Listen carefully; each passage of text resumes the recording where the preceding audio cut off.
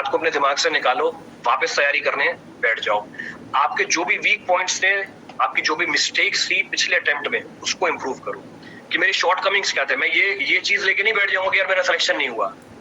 मेरे दिमाग में क्या चलना चाहिए, मेरी गलती कहां पर हुई, ताकि मैं उस गलती को इम्प्रूव करूं और नेक्स्ट टाइम वो गलती मेरे से रिपीट नहीं हो। इसी को तो मैं लर्निंग प्रोसेस बोलूंगा कि मेरा सिलेक्शन नहीं हुआ तो मैं इसको फेलियर थोड़ी मानूंगा, मैं तो उसको क्या मानूंगा, मैं तो उसको अपनी लर्निंग मानूंगा कि मेरे को पता है कि इतनी सारी गलत चीजें नहीं करनी है अगले पेपर के अंदर। तो फिर से मेरे पास एक एडवांटेज होगा बाकियों के कंपैरिजन में जो पहली बार एग्जाम दे। तो कोई फर्क नहीं पड़ता फिफ्थ सेमेस्टर में, अभी still you have 3 semesters with you, यानी अभी भी 3 सेमेस्टर है आपके पास। तसल्ली से तैयारी करो, जो भी आपको क्लास में जहां पर भी आप कर रहे हो क्लासेस, इररिस्पेक्टिव ऑफ दैट उसको रिग्रेसली फॉलो करो, अपनी शॉर्टकमिंग्स ढूंढो और अगले एग्जाम में उसको अप्लाई करो। Definitely you will be cracking your dream examination.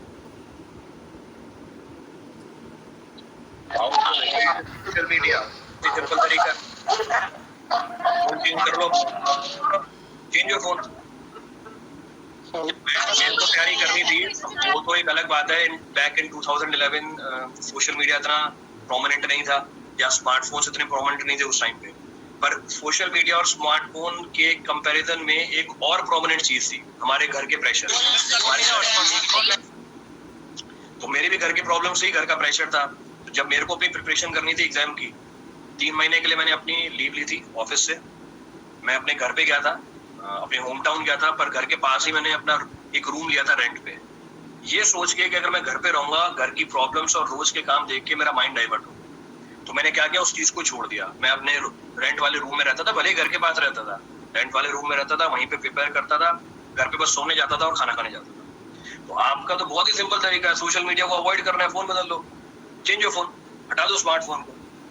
कब तक, जब तक आपकी तैयारी पूरी नहीं हो जाती। तो मुश्किल से 6 महीने, 8 महीने, 1 साल की बात है, again you can be back, दोबारा से आ सकते। तो सोशल मीडिया में एक्सेल करना कोई बड़ी चीज नहीं है, पर अभी जो आप लोगों का टाइम है बहुत ही प्रीशियस है। जैसे ये बता रहे हैं कि ग्रेजुएशन के बाद मैंने 3 साल लगाए, इसने बोला तैयारी करने के लिए, तो 3 साल वेस्ट हुए ना आपके।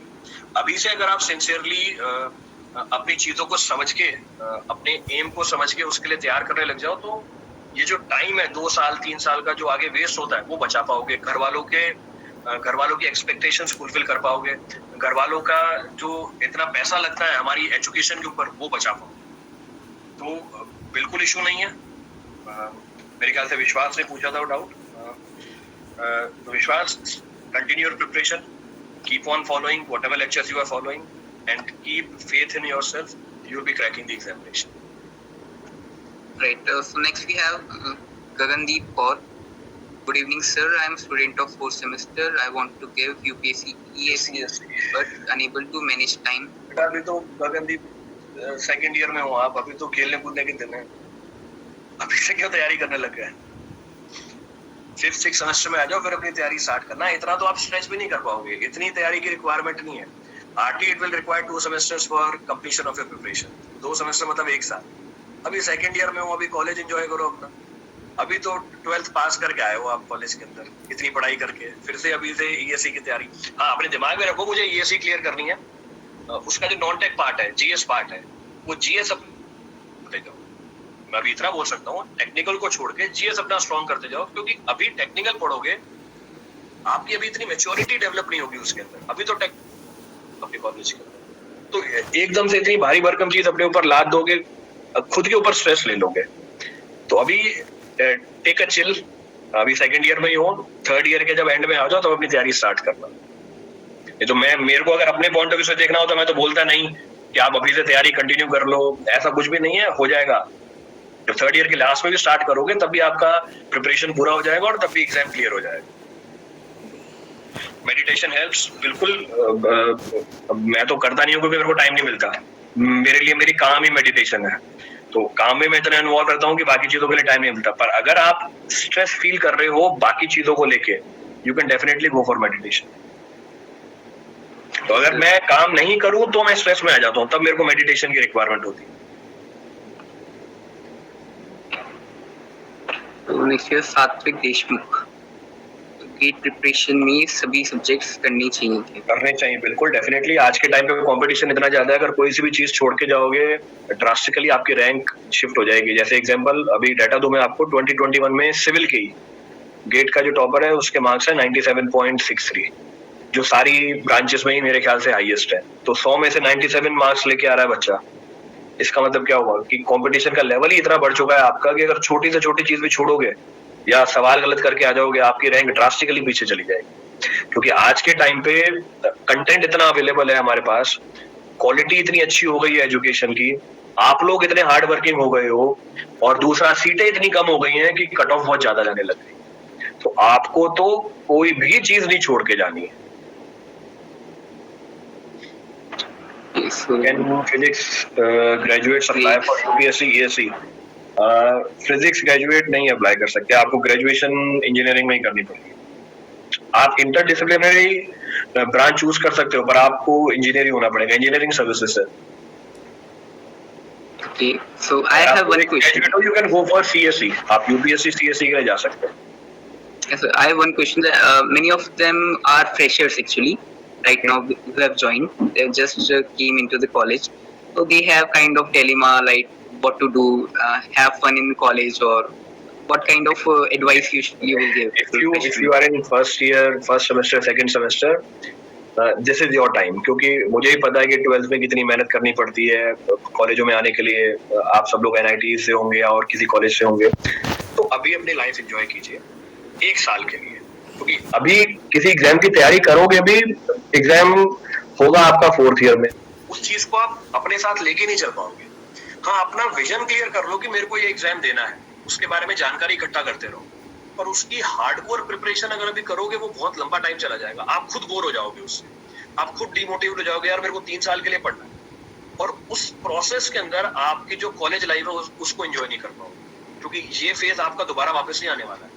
तो अगर मैं अपने पॉइंट ऑफ व्यू से देखूं, बीइंग एन एजुकेटर, मैं तो आपको बोलूंगा नहीं, जैसे बाकी लोग बोलते हैं आजकल तो बच्चों को कब से पढ़ाना चालू कर देते हैं, 5th में होता है बच्चा, उसको IIT की तैयारी करा रहे होते हैं। अब कोई साइंस ही नहीं है, रीजन बीइंग वो उनकी मार्केट है। तो मैं एज अ स्टूडेंट, मतलब एजुकेटर हूं, पर स्टूडेंट के पॉइंट ऑफ व्यू से सोचता हूँ कि आपका ये कॉलेज का जो टाइम है कभी वापस नहीं आएगा। तो अभी फर्स्ट ईयर में उसको एंजॉय करो आराम से। सेकंड ईयर से अपना विजन क्लियर करो कि मेरे को ये एग्जाम देना है, मेरे को इंजीनियरिंग सर्विसेज देनी है, मेरे को गेट देना है, मेरे को सिविल सर्विसेज देनी है, मेरे को बैंकिंग में जाना है, या मेरे को खुद का बिजनेस स्टार्ट करना है, कुछ भी अपना विजन क्लियर कर लो। और सेकंड ईयर खत्म होने के बाद तैयारी स्टार्ट करो, क्योंकि सेकंड ईयर तक आप मैच्योर भी हो जाओगे सब्जेक्ट्स को समझने के लिए। अभी इतनी मैच्योरिटी नहीं होगी आपकी फर्स्ट ईयर के अंदर, तो अभी चिल मारो, कोई बड़ी इशू नहीं है। Okay, so next we have Deepak Prajapati. Sir, मैं सेकेंड ईयर से हूँ, हमारी यूनिवर्सिटी में 3rd ईयर का सिलेबस मर्ज कर दिया है। I study SOM, geotech, FM, but आगे के सब्जेक्ट करने के लिए टाइम नहीं मिल रहा। इन 3 सब्जेक्ट की रिविजन में ही टाइम चले जा रहा है। बेटा, ये आप जो बता रहे हो, जितने सब्जेक्ट्स बता रहे हो, ये एक सेमेस्टर के अंदर आते हैं, दे कम इन 1 सेमेस्टर, और एक सेमेस्टर के सब्जेक्ट आप पैरेलली कर रहे हो एक साथ, तो वो बहुत बड़ी चीज आपने उठा ली है अपने लिए, इसीलिए आप नहीं कर पा रहे हो उसे मैनेज। सो अगर यूनिवर्सिटी का प्रेशर है, मुझे भी पता है कि हर यूनिवर्सिटी में किस तरह के एग्जाम आते हैं। आप एक हफ्ता पहले पढ़ते होगे, ये भी मैंने ज्यादा बता दिया शायद, एक दिन पहले पढ़ के भी हमारे यूनिवर्सिटी के एग्जाम निकल जाते हैं। तो अगर यूनिवर्सिटी का एग्जाम निकालना है, कॉलेज का एग्जाम निकालना है, तो it can be done very easily. तो वो आपको ही पता है कि कैसे पढ़ते हो आप लोग। हाँ, कोई कॉम्पिटिटिव एग्जाम निकालना है, जैसे आप बोलते हैं SOM, फिर आपको जियोटेक, FM, ये मुझे कॉम्पिटिटिव एग्जाम के लिए पढ़नी है, तो मैं आपको सजेस्ट नहीं करूंगा ये 3 सब्जेक्ट एक साथ लेके चलो, क्योंकि ये 3 भारी सब्जेक्ट है बहुत। इनको समझना, इनको अप्लाई करने में बहुत ज्यादा टाइम लगता है। तो it is not advisable to carry these many subjects parallelly. At max एक सब्जेक्ट, अगर आपकी स्पीड अच्छी है, अंडरस्टैंडिंग अच्छी है, मैच्योरिटी अच्छी है, आप 2 सब्जेक्ट पैरेलली कर सकते हो, और वो भी एक भारी सब्जेक्ट जैसे स्ट्रेंथ ऑफ मटेरियल ले लिया, एक हल्का सब्जेक्ट उठा लिया जैसे एग्जांपल इरिगेशन। तो जब आप एक भारी सब्जेक्ट पढ़ रहे हो, स्ट्रेस आता है, उसको रिलीव करने के लिए आपने इरिगेशन पढ़ ली, तो इस तरीका का कॉम्बिनेशन बना के आप पढ़ सकते हो। तो यूनिवर्सिटी एग्जाम तो आप मैनेज कर सकते हो, वो तो कोई इशू नहीं है। कॉम्पिटिटिव एग्जाम के लिए ये 3 सब्जेक्ट एक साथ मत लेके चलो। Okay, so you have a vast experience in the education line, and you have been a TEDx speaker also. So you might know that students are very pretty much confused sometimes, and they are, as you rightly pointed out and quoted the stories also, they lack self confidence. Exactly. Yeah. So what can we do? बोला भी कि self, क्योंकि हम खुद को ही under estimate करने लग जाते हैं ना। जैसे अभी पुष्कर ने भी क्या बोला, सर मैं अच्छे कॉलेज से नहीं हूँ, अरे अच्छा कॉलेज क्या होता है, what is this good college? अरे भाई आप सब इंजीनियर हो और आप सब में एप्टीट्यूड है, इतना एप्टीट्यूड है कि कोई सा भी एग्जाम निकाल सकते हो, you can crack any of the examination. पर पहला स्टेप ये तो है कि खुद के ऊपर भरोसा तो रखो, मतलब ये तो सोचो नहीं हाँ मैं यार एग्जाम निकाल सकता हूँ, हाँ पहले मैं नहीं पढ़ा इसलिए मेरे को अच्छा कॉलेज नहीं मिला, पर इसका मतलब ये नहीं कि फ्यूचर में मैं कोई एग्जाम नहीं निकाल सकता। आप आज से पढ़ना चालू करो, देखो रिजल्ट मिलता नहीं मिलता, you will get the result. तो बच्चे सेल्फ डाउट या डायलेमा में इसलिए आ जाते हैं क्योंकि वो अपने आप को अंडर एस्टिमेट करने लग जाते हैं, यार मैं I am not up to the mark, मैं आईआईटी एनआईटी से नहीं हूँ, या मैंने इतने टाइम के लिए प्रिपरेशन नहीं करी, या किसी दूसरे से कंपेयर करने लग जाते हैं खुद को। अब कोई दूसरा इंसान 2 साल से प्रिपेयर कर रहा है, आपने अभी प्रिपरेशन स्टार्ट करी, तो ऑब्वियसली उसका लेवल आपसे बहुत आगे होगा, तो उसको देख के डिमोटिवेट थोड़ी ना होना है भाई, उसकी जर्नी अलग है, उसने अलग टाइम पे स्टार्ट किया प्रिपेयर करना, आप अलग टाइम पे प्रिपेयर करोगे। सो ऐसी कोई भी चीज आपको अपने माइंड के अंदर नहीं लेके आनी है। मैं अपने खुद के पर्सनल एक्सपीरियंस से बता रहा हूँ, कोई टैग मैटर नहीं करता। अगर आप में डेडिकेशन है, अगर आपने सोच लिया है कि मुझे एग्जाम निकालना है, आप रास्ता निकाल लोगे, उससे निकाल, you will find a way to crack that examination.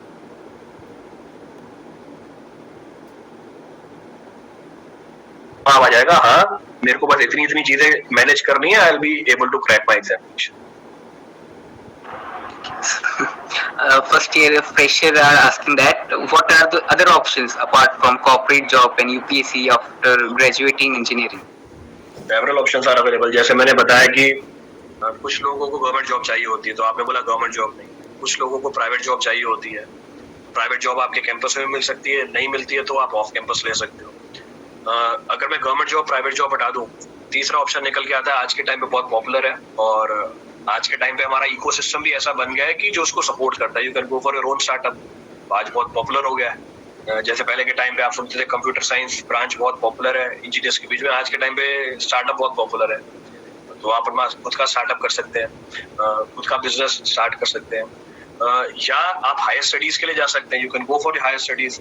Endless options are there for higher studies. आपको इंडिया में करना है, आप एमटेक कर सकते हो, एमएस कर सकते हो, एमबीए कर सकते हो, आप बाहर से भी कर सकते हो, तो अब्रॉड में भी ऑप्शन है। आप इंडिया में एग्जाम देके बाहर की यूनिवर्सिटी से कर सकते हो मास्टर्स, आप गेट के थ्रू कर सकते हो एमएस, बहुत सारी यूनिवर्सिटी है जो गेट के स्कोर को वैलिड मान लेती है, तो you can go for higher studies. आप अपना बिजनेस स्टार्ट कर सकते हो, स्टार्टअप ले सकते हो। गवर्नमेंट जॉब प्राइवेट जॉब मैंने हटाई दी कि आपने बोला सर मेरे को जॉब में नहीं बैठना, और भी ऑप्शंस है आपके पास, there are several other options, तो इसमें परेशान होने वाली बात ही नहीं है। और मेरा तो ये मानना है कि इंजीनियर हो, कहीं ना कहीं आप अपना ऑप्शन निकाल ही लोगे, पता है हम सब जुगाड़ कर सकते हैं, तो कोई ना कोई जुगाड़ कर ही लोगे आप। एग्जैक्टली, के बिलीव योरसेल्फ। पहला स्टेप ही है तैयारी का कि अपने ऊपर भरोसा तो रखो। आप भी अपने ऊपर भरोसा नहीं रखोगे तो फिर बाकी हम लोग कैसे रखेंगे? तो सबसे पहली चीज ये है कि आपको अपने ऊपर भरोसा रखना है कि हाँ यार ये एग्जाम तो मैं निकाल लूंगा, कोई बड़ी बात थोड़ी है, बस मेरे को पढ़ना ही तो है, और क्या करना, सही गाइडेंस चाहिए और पढ़ना है बस। So, if Raj was irrelevant question. So many of the students are yes sir. वहीं से उठ के यहाँ पर आ गए। College timings are college timing वो clash होती है। Yeah.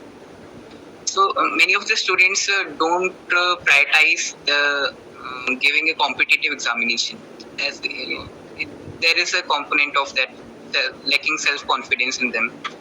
So how to motivate them? How can oneself be motivated to give a competitive exam? Because the competitive exams are such that they actually broaden the horizons of what we think of the world.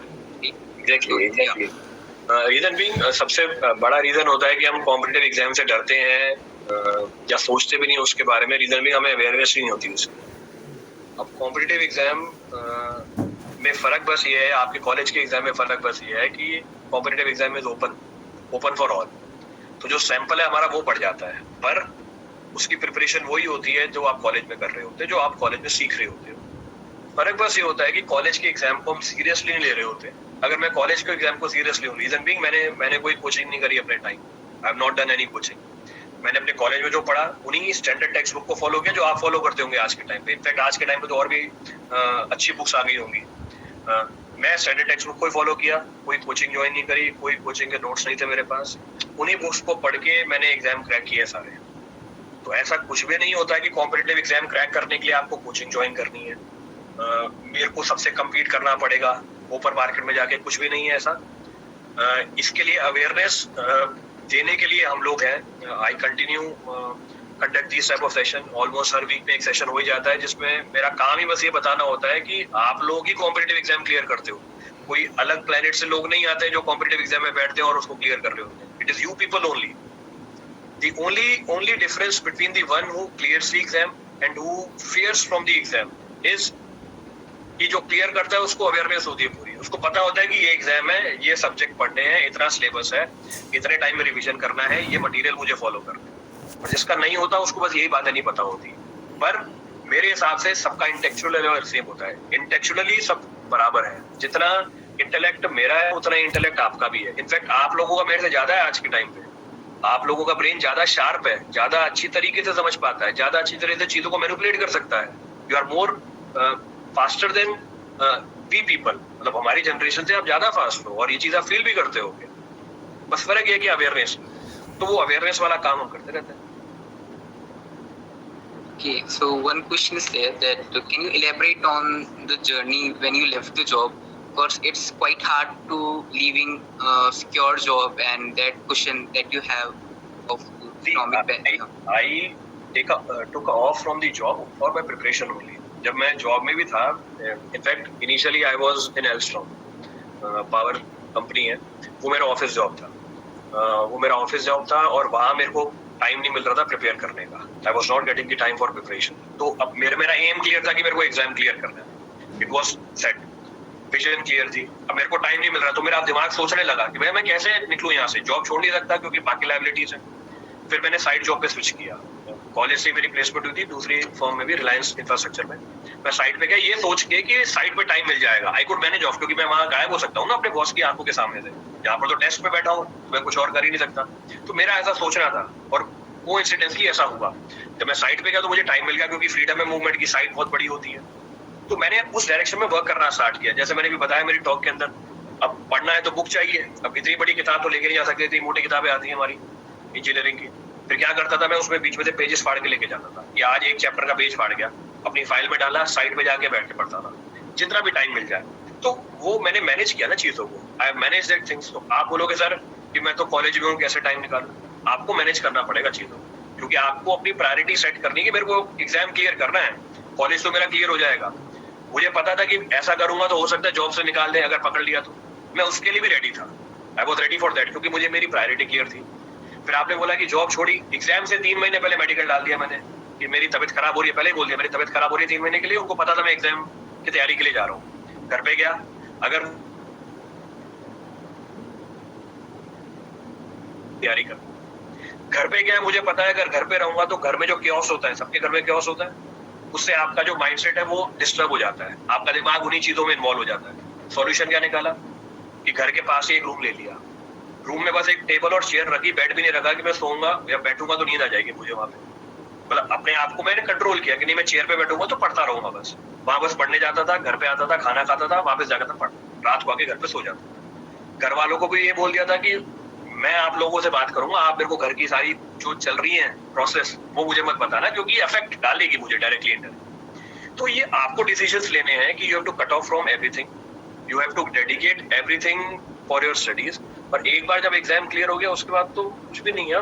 वो 3 महीने की तो बात थी जब मैंने ये किया, क्योंकि मेरे को क्लियर था कि भैया ये एग्जाम निकालना है। अब उस समय मैं ये हार्ड डिसीजन नहीं लेता, मतलब आप उस समय होते मेरे आसपास, आप ये बोलते हैं क्या कर रहा है, नौकरी छोड़ के आ गया है, घर पे रह रहा है पर रूम लिया हुआ रेंट पे, घर के पास क्यों, घर वाले नहीं रखते कैसे। तो ये सारी बातें मेरे को भी सुनने को मिली बाद में कि ऐसा बोलते थे लोग, बट इट्स इमटेरियल। आज के टाइम पे तो कुछ मैटर ही नहीं करती वो चीजें। तो बॉटम लाइन ये है कि आपको अपना टारगेट फिक्स कर लेना है, अपने सारे एक्सक्यूजेस साइड में रखने हैं, क्योंकि मैं भी इंजीनियर हूँ, मैंने भी तैयारी करी है, मुझे ही पता है कैसे बहाने बनाते हैं। तो अपने जितने भी एक्सक्यूज हैं उनको साइड में रखो और चुपचाप बैठ के पढ़ना चालू करो। Beautifully explained, sir. And one more thing I have that being consistent is most important thing. So can you elaborate on that? How important is being consistent? Point के ऊपर भी मैंने बात किया था कि that being consistent is more important भले ही मेरे में टैलेंट नहीं है, भले ही मेरे को चीजें समझ में नहीं आती हैं, बट मैं कंसिस्टेंट हूँ। If I am consistent, again मेरे चांसेस बढ़ जाते हैं। बहुत बार ऐसा होगा कि आप एक टारगेट सेट करोगे रोज का कि मुझे इतना अचीव करना है, मुझे 1 चैप्टर पढ़ना है, या आपने टारगेट सेट किया 2 चैप्टर पढ़ने हैं या इतने पेजेस पढ़ने हैं, हो सकता है नहीं कर पाओ। बहुत सारे रीजन हो सकते हैं, there are n number of factors जिसकी वजह से आपने जो सोचा टारगेट अपने लिए वो अचीव नहीं कर पा रहे। कोई फर्क नहीं पड़ता, उसका 1% भी अचीव किया ना, आप कल के कंपैरिजन में आगे बढ़े। तो कभी भी अपने आप को इस पॉइंट पे मत बांध लेना कि जो मैंने सोचा है वो मैं अचीव नहीं कर पाया। आप आगे बढ़े, आपने मेहनत करी, आपने ट्राई किया, यही अपने आप में एक बहुत बड़ी अचीवमेंट हो। पर अगर आप बैठ गए ये सोच के, तो बहुत मुश्किल होता है अपने आप को दोबारा से मोटिवेट करना, अपने आप को दोबारा से बकल अप करना, दोबारा चार्ज होना। आप सबको पता है कि कितना मुश्किल है हमारी स्टेट को चेंज करना। आप जिस स्टेट में हो, जैसे अभी आप कंफर्टेबल है उस कॉलेज के एक रूम में, मैं आपको बोल दूं आगे रूम चेंज करो अपना, देखो क्या क्या थॉट्स आते हैं आपके माइंड में कि हम कंफर्टेबल है ना उस रूम में बैठे हैं क्या नहीं यार, मेरे को पता है सारी चीजें। यहाँ पे जहाँ आपको अपनी स्टेट से डिस्टर्ब किया ना, वहां आपके लिए मुश्किल आ जाती है। ह्यूमन टेंडेंसी होती है। तो अगर आपका एक फ्लो बना हुआ है, भले ही आप धीरे धीरे पढ़ रहे हो, कम पढ़ रहे हो, जितना टारगेट बनाया उतना नहीं पढ़ पा रहे, पर आपको पढ़ते रहना है कंसिस्टेंटली। जहां वो कंसिस्टेंसी टूटी, दोबारा से ट्रैक पे आने में बहुत टाइम वेस्ट होगा। मतलब हम खुद को मोटिवेट ही नहीं कर पाते दोबारा से ट्रैक पे आने के। Yes, Kashika, you can ask your question. Unmute yourself.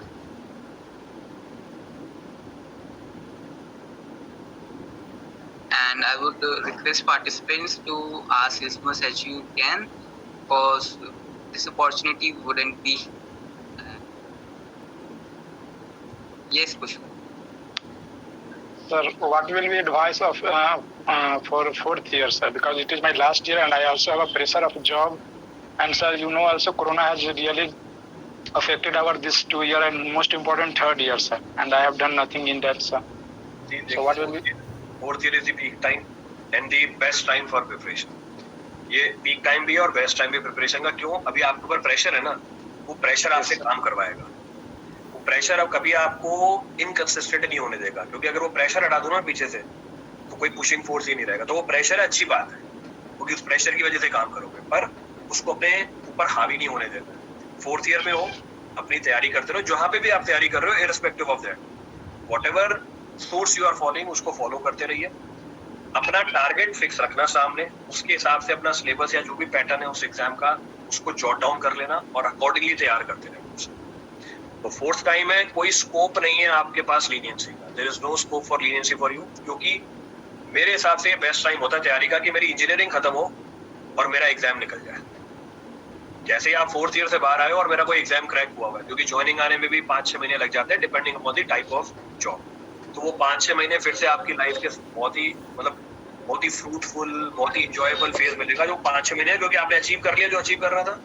अब आप बिल्कुल टेंशन फ्री हो, बिल्कुल स्ट्रेस फ्री हो। पर अगर 4th ईयर में क्रैक नहीं किया एग्जाम, फिर वो अगले साल प्रेशर डबल हो जाएगा। आप हर कोई एक्सपेक्ट करेगा आपसे कि अब तो जॉब लग जानी चाहिए, 4 साल की डिग्री कर ली, जॉब नहीं लगी, तैयारी कर रहा था, जॉब नहीं लगी, तो आप फिर अपने ऊपर सेल्फ डाउट लाने लग जाओगे और उस समय फिर से जितना एफर्ट आपने अभी लगाया उसका डबल एफर्ट लगेगा।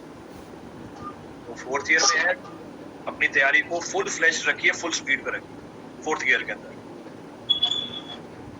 Yes, Adarsh, you can unmute yourself. Good evening, sir.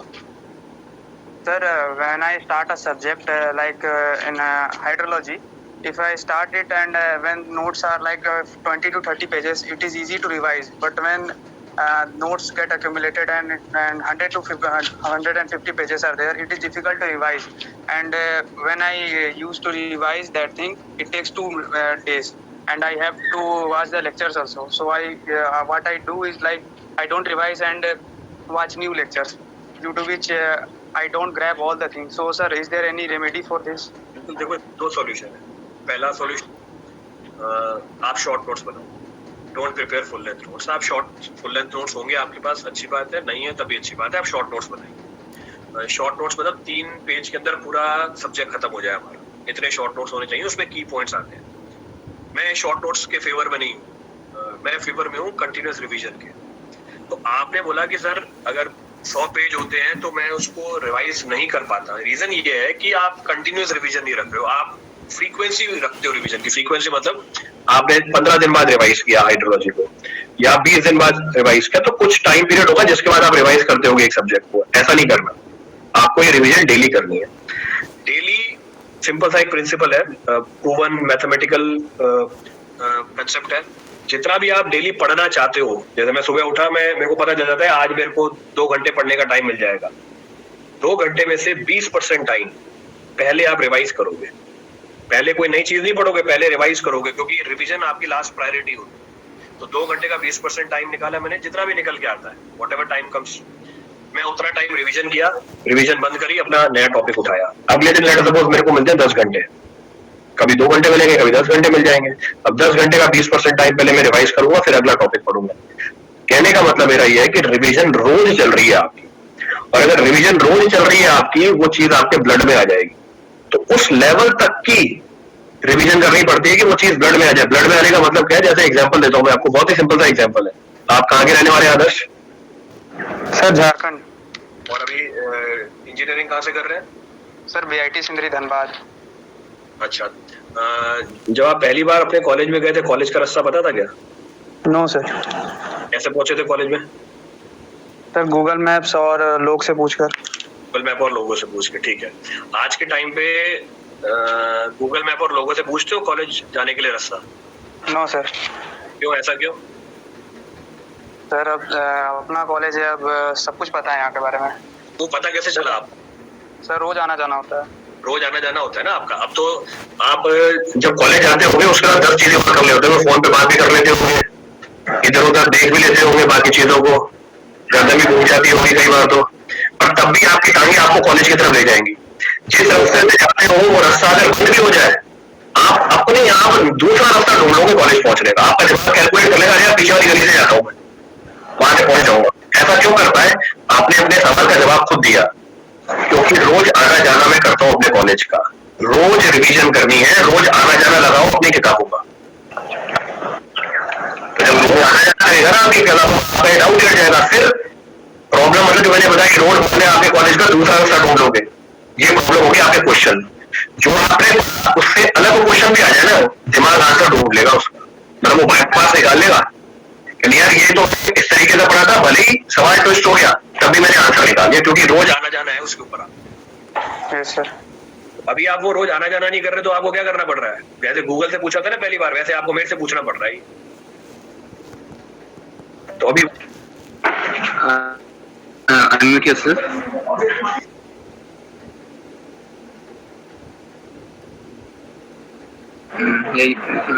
Ruchi, are you there?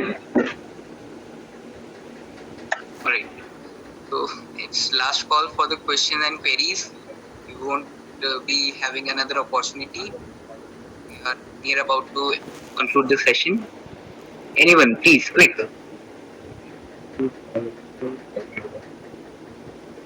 See, I am taking my last question from Gaurav. Gaurav says that many says failure is a good part in the competition. देखो ये वही लोग बोलते हैं जो successful हो जाते हैं बाद में, कि failure is a good part of competition. ये वही बोलेंगे जो सक्सेसफुल हो चुके होंगे बाद में।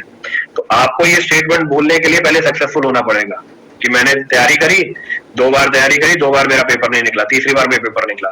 तो ये स्टेटमेंट मैं दूंगा आपको कि नहीं, फेलियर से तो लेसन मिलता है, ऐसा कुछ भी नहीं है। आपने बिल्कुल सही बात बोली, जब फेलियर होता है तो डिमोटिवेशन होती है, यू विल गेट डिमोटिवेटेड। ये एक नॉर्मल फिनोमिनन है, हम सब इंसान है, डिमोटिवेशन होती है। पर इसके बाद जो मैंने आपको पहले बात कही, अगर आपका टारगेट फिक्स है कि हाँ डिमोटिवेट हुए, कॉन्फिडेंस चला गया, मेरा इंटरेस्ट चला गया, पर वो पेपर निकालना कोई बड़ी चीज नहीं है, हम लोग ही निकालते हैं, ये चीज आपके दिमाग में फिट होनी चाहिए। इन सारी बातों को मैं साइड में रखूंगा, I will keep aside all these things, again I will start preparing myself, क्योंकि अब मुझे पता है कि मैंने कौन कौन सी गलती करी है, उन गलतियों को मैं अब इस बार वाले पेपर में रिपीट नहीं करूंगा। तो मेरा एम बस ये होता है, अगर आपने इतना कर लिया ना कि जो गलती आपने पहली बार करी वो गलती रिपीट नहीं हुई, for sure you will be getting through the examination. तो वो डिमोटिवेट होकर बैठ नहीं जाना, डिमोटिवेशन हुई अच्छी बात है, वो डिमोटिवेशन से तो किक मिलेगी आपको कि नहीं तैयारी करनी है अभी। डिमोटिवेशन का मतलब ये नहीं है कि नहीं आप बैठ जाओ मेरा सिलेक्शन ही नहीं हो सकता। डिमोटिवेशन आई ओपनर है, वो फ्रस्ट्रेशन आई ओपनर है, उसको अपनी स्ट्रेंथ, उसकी एनर्जी बना के दोबारा से तैयारी स्टार्ट विद डबल एफर्ट्स, अपने एफर्ट को दुगना करके। Right. So I believe most of the questions have been answered, and we are on the concluding part. So it was Thank you. very Thank good, you, sir, Karthik. and how you explained it was very nicely, briefly explained, and it was directly connected to the real life examples. So that was a great session. It was nice interacting with you. And I also hope that the participants have gained deep insights and best wishes for their future endeavors. And thank you so much, sir. We wish for your continued success. Thank you, sir. Thank you, Karthik. Thank you. Thank you, sir. Thank you. I follow you on your LinkedIn, sir, and from there I got your link. Now start preparing and crack your dream examination. Sure, sir. Thank you. Thank you all. Thank you, sir.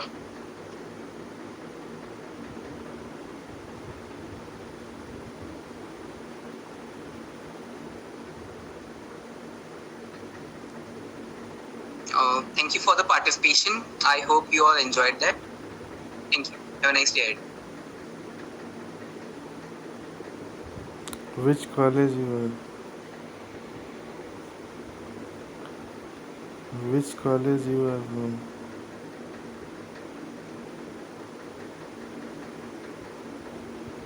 कैसा रहा session?